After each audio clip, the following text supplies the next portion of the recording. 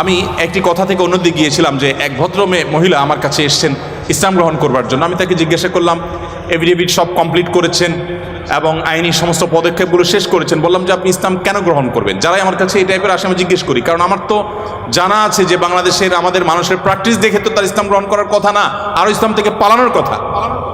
কেন গ্রহণ করেছেন? তো তিনি বললেন, ইসলাম সম্পর্কে আমি বই পড়েছি, এই বই আমাকে প্রভাবিত করেছে। আবার কোনো কোনো ব্যক্তিকে আমি দেখেছি, তাদের ব্যক্তিত্ব দেখে, নিশ্চয়ই সেরকম ব্যক্তিত্ব খুবই কম, দেখে আমি প্রভাবিত হয়েছি। গোটা পৃথিবীতে আপনারা বিশেষ করে পশ্চিমা দুনিয়ার খবর রাখবেন নিশ্চয়ই, সেখানে প্রতিদিন ইসলামে আসা মানুষের সংখ্যা বেড়ে চলেছে এবং পুরুষদের চাইতে মেয়েদের মধ্যে ইসলাম গ্রহণের সংখ্যা অনেক বেশি, প্রবণতা অনেক বেশি। কেন? যেখানে নারী অধিকার নিয়ে এত কথা বলা হয়, নারীদের অধিকার দেওয়ার জন্য এত আয়োজন নেওয়া হয়, এত উদ্যোগ নেওয়া হয়, সেই সমাজে কেন, সেই সমাজের নারীরা কেন ইসলামে আসছে এবং সেখানকার মুসলমানরা কেন ইসলামে আসছে, এই বিষয়টা নিয়ে আমি একটু স্টাডি করার চেষ্টা করলাম। আমার কাছে দুটি জিনিস পরিষ্কার হয়েছে। নাম্বার এক, তারা কোরআন পড়ে। যারাই ইসলামের পথে এসেছে তাদের বেশিরভাগ মানুষ কোরআন পড়ে ইসলামে এসেছে। এবং ওমর রাদিয়াল্লাহু তাআলার কথা আপনারা জানেন, গোটা পৃথিবীর ইতিহাসে প্রবাদতুল্য শাসকদের একজন, ন্যায় বিচার প্রতিষ্ঠার ক্ষেত্রে দৃষ্টান্ত স্থাপন করা মানুষদের একজন, সে ওমর রাদিয়াল্লাহু তাআলা আনহু। তার ইসলাম গ্রহণের ইতিহাসও আপনারা জানেন।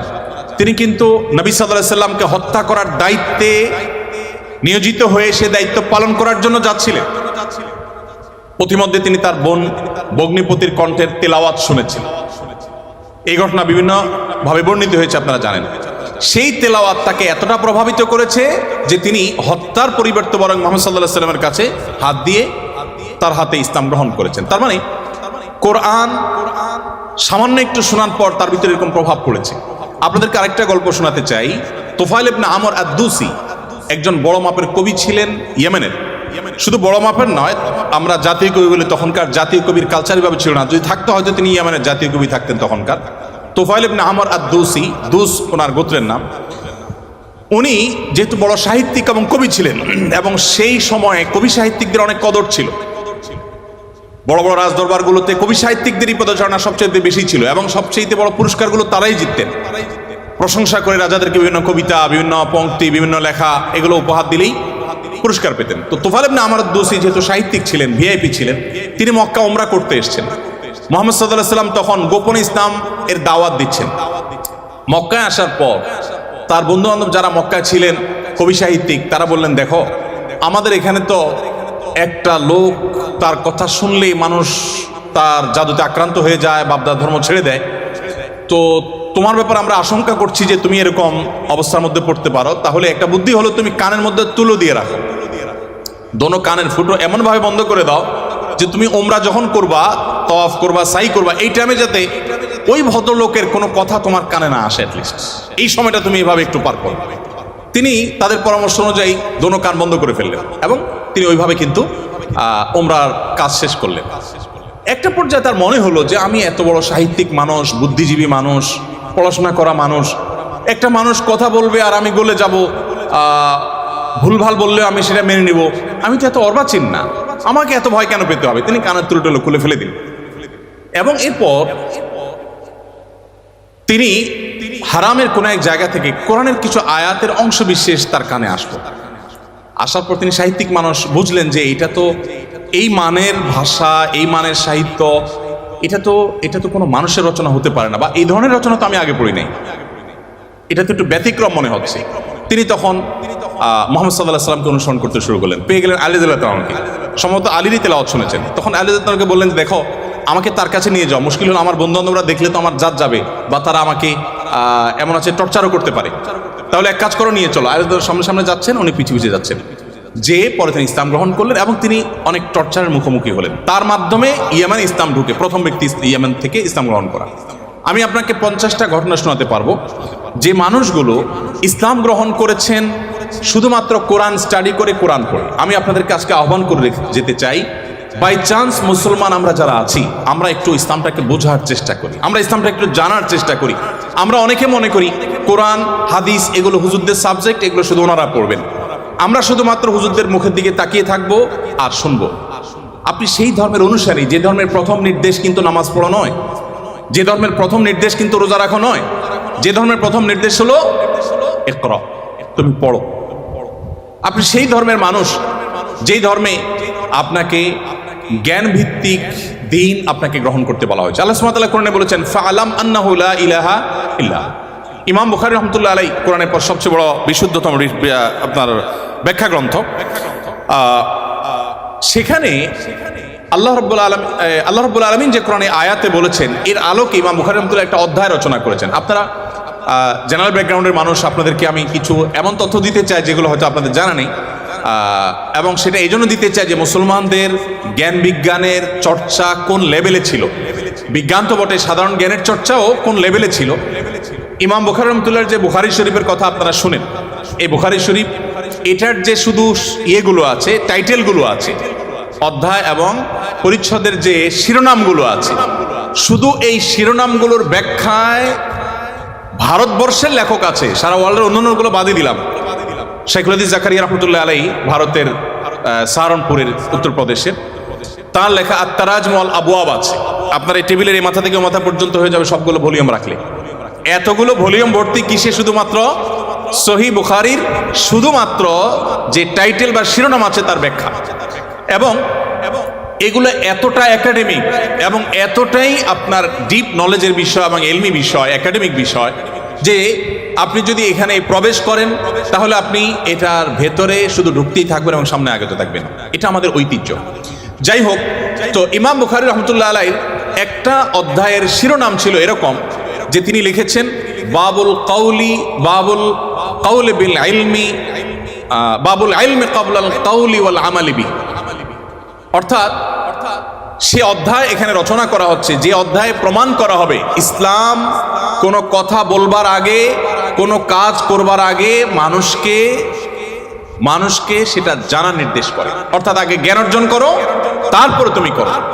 ইভেন আল্লাহ সুবহানাহু ওয়া তাআলা কোরআনে বলছেন ফাআলাম আন্নাহু লা ইলাহা ইল্লাহ, আল্লাহ ছাড়া সত্যিকারের ইবাদতের উপযুক্ত আর কেউ নেই, এই কথার জ্ঞান তুমি অর্জন করো। দেখুন, আল্লাহ সুবহানাহু ওয়া তাআলা কিন্তু বিশ্বাসের কথাটাই বলছেন, কিন্তু জ্ঞান দিয়ে বলছেন। তার মানে তুমি জানো কেন আল্লাহ ছাড়া সত্যিকারের কেউ ইবাদতের উপযুক্ত থাকতে পারে না, কেন একাধিক স্রষ্টা থাকতে পারে না, কেন তুমি সেই জিনিসটা জানার চেষ্টা করো। কেন বলতে আমি এখানে আল্লাহ সুবহানাহু ওয়া তাআলা দর্শন জানতে নির্দেশ করেছেন তা নয়, আল্লাহ বলেছেন যে এই বিষয়ের স্বচ্ছ ধারণা এবং ইলম যেন আমাদের মধ্যে আসে। কিন্তু দুঃখজনক, আমরা কোরআন পড়ি না, আর পড়লেও বুঝে পড়ি না। পৃথিবীতে সবচেয়ে বেশি পাঠ করা হয় যে গ্রন্থ সেটা কোরআন। কোরআনের চাইতে বেশি পাঠ করা হয় সর্বযুগে সর্বকালে এরকম আরেকটি গ্রন্থ পৃথিবীতে নেই যে এত বেশি পরিমাণে পাঠ করা হয়। আর দুঃখজনক সত্য এটাও যে পৃথিবীতে না বুঝে পাঠ করার ক্ষেত্রে কোরআনের চাইতে আর বিকল্প বা আরেকটা গ্রন্থ আপনি খুঁজে পাবেন না। কোরআনই একমাত্র গ্রন্থ যে আমরা মুসলমানরা সেটাকে না বুঝেই শুধুমাত্র পড়ি। হ্যাঁ, কোরআন না বুঝে পড়লেও আপনি সওয়াব পাবেন, এটা একটা কাজ হবে।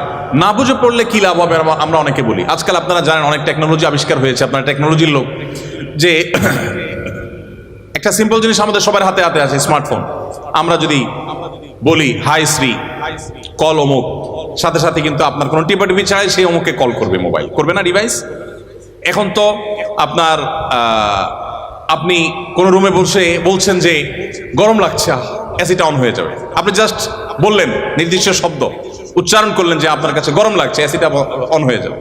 আপনি বললেন যে না এখন শীত লাগছে, তো এসিটা কমে যাবে, বন্ধ হয়ে যাবে। টেকনোলজি এই পর্যন্ত চলে গেছে যা আপনি বলছেন সেটা সে ক্যাচ করছে এবং সেই অনুযায়ী কাজ করছে।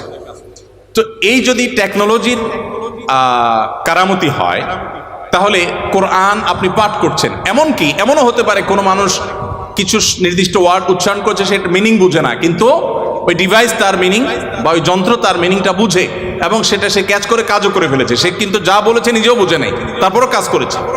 কোরআন তেলাওয়াত করে ফু দিলে অনেক অসুখ, অনেক দুঃখ, অনেক কষ্ট, মানুষের শারীরিক অনেক কষ্ট লাঘব হয়। কিভাবে হয়? আপনি যদি এটা নিয়ে বৈজ্ঞানিক গবেষণায় নামেন তো আপনি কোনো সূত্র হয়তো খুঁজে পাবেন না, কিন্তু আপনাকে আমি যে পয়েন্টটা বললাম এই পয়েন্ট থেকে যদি আপনি আগান আপনি দেখবেন যে এরকম বহু লজিক আপনার সামনে হাজির হয়ে গেছে। যাই হোক, তো আমি যেটা বলছিলাম যে কোরআন আপনি না বুঝে পড়লে সওয়াব পাবেন, কিন্তু এই জন্য কোরআন আসেনি। আল্লাহ সুবহানাহু ওয়া তাআলা কোরআনে বিভিন্ন জায়গায় বলেছেন লিয়াদাব্বারু আয়াতি, এই কোরআন দেয়া হয়েছে তোমাদেরকে যাতে করে এর আয়াতগুলো নিয়ে তোমরা গবেষণা করো, তোমরা যাতে ভাবো, তোমরা যাতে চিন্তা করো, তোমরা যাতে ভাবনার জগতে প্রবেশ করো। তো এই কোরআন ভাবনা বা গবেষণা তো অনেক পরের কথা, এর কথামালা তো আমাকে আগে বুঝতে হবে। আমি আজকে অনুষ্ঠানের মাধ্যমে আপনাদের সবাইকে উদাত্ত আহ্বান রাখতে চাই, আসুন কোরআন শুরু থেকে শেষ পর্যন্ত একবার অন্তত পুরো কোরআনটা আপনি ধীরে ধীরে অল্প অল্প করে 5টি আয়াত করে 10টি আয়াত করে আপনি পড়ুন এবং বোঝার চেষ্টা করুন। কোন একজন সাহাবী বলেছেন শুধু সূরা বাকারা পড়তে তার কয়েক বছর লেগেছে। আমরা তো 2-3 দিনে কোরআন খতম দিয়ে ফেলতে পারি, তাই না? তার শুধু সূরা বাকারা পড়তে টানা কয়েক বছর সময় লেগেছে। কি করেছেন তিনি? প্রতিটা আয়াত পড়েছেন, এ সম্পর্কে জেনেছেন, ভেবেছেন, এখান থেকে তার নেয়ার কি আছে সেটা নিয়েছেন, নিজের মতো ইমপ্লিমেন্ট করেছেন, দেন তিনি সামনে অগ্রসর হয়েছেন। এভাবে এগোতে গিয়ে তার একটা সূরা শেষ করতে কয়েক বছর সময় লেগে গেছে। কোথায় আমাদের কোরআন অধ্যয়ন? আমি আপনাদেরকে বলেছি, এখনো পৃথিবীতে যারা ইসলামে আসছে, পশ্চিমা পৃথিবী বলুন, আমাদের এই অঞ্চলে বলুন, তাদের নিয়ে আমার যে সামান্য পড়াশোনা বা ঘাটাঘাটি আছে, সেটার আলোকে আমি নিশ্চিত হয়েছি অনেকখানি যে তারা বেশিরভাগ মানুষ আমাদেরকে দেখে তো আসার প্রশ্নই ওঠে না, কারণ আমাদের মুসলমানদের মধ্যে এমন কিছু নেই যেটা দেখে সে ইসলামে আসবে, ম্যাক্সিমাম মুসলমানদের অবস্থা। কিন্তু তারা ইসলামে এসেছে কোরআন পড়ার পর। ফ্রান্সের একজন পলিটিশিয়ান, তিনি কট্টর ইসলাম এবং মুসলমানদের সমালোচক ছিলেন এবং বিদ্বেষ পোষণ করতেন রীতিমতো। আমি একসময় আমার ফেসবুক প্রোফাইলে তাকে নিয়ে অনেক লেখালেখিও করেছি। বেশ কিছুদিন আগে আমার অফিসে এক ভদ্রলোক আসেন, রিটায়ার্ড আর্মি অফিসার, আমাকে প্রসঙ্গত বললেন যে এরকম এক ভদ্রলোক ফ্রান্সে ছিলেন, এই নাম তার, তিনি ইসলাম গ্রহণ করেছেন এবং তিনি একটা বিষয়ে অ্যাডভাইস করেছেন। আমি একটু কৌতূহল হয়ে দেখলাম, আমার এর আগে জানা ছিল না, ভিডিওটা ভালো করে দেখলাম ইউটিউবে, দেখলাম যে সেই ভদ্রলোক যিনি ইসলাম এবং মুসলমানদের কট্টর সমালোচক ছিলেন, তিনি একটা সময় ইসলাম গ্রহণ করেছেন। আমি জিজ্ঞেস করলাম যে তিনি ইসলামে আসছেন কি কারণে? তো তার বক্তব্যই শুনলাম, তিনি বলছেন যে আমি ইসলাম এবং মুসলমানদের ত্রুটি ধরার জন্য আমি কোরআন পড়া শুরু করলাম। কোরআন পড়তে পড়তে পড়তে আমি যতই এর ভেতরে প্রবেশ করলাম, ততই আমি কোরআনের কাছে সারেন্ডার করতে বাধ্য হলাম, আমি কোরআনের কাছে নিজেকে সমর্পণ করতে বাধ্য হলাম।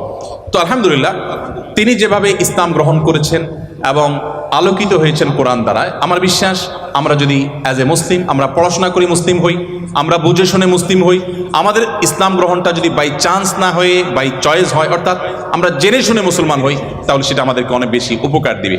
আপনারা অনেকে জানেন কবরে বা আপনার আলমে বারজাক, কবর না বলে বলতে পারি আমরা আলমে বারজাক, মৃত্যুর পরবর্তী যে জগৎ, সেখানে মানুষের দেহাবশেষ যেখানে যে অবস্থায় থাকে সেখানে কিছু প্রশ্ন হবে। এই প্রশ্নের মধ্যে শেষ সম্পূরক প্রশ্ন থাকবে, মা আলামাকা ও মা আদরাকা, তুমি কোত্থেকে জানলে, কিভাবে জানলে? তার মানে ইসলাম চায় আমি যা জানবো ইসলামের কথা, সেটাও জ্ঞান ভিত্তিক জানবো এবং গ্রন্থভিত্তিক জানবো, জেনে শুনে আমি বিশ্বাস করবো। আল্লাহ আমাদেরকে সেই তৌফিক দান করুন।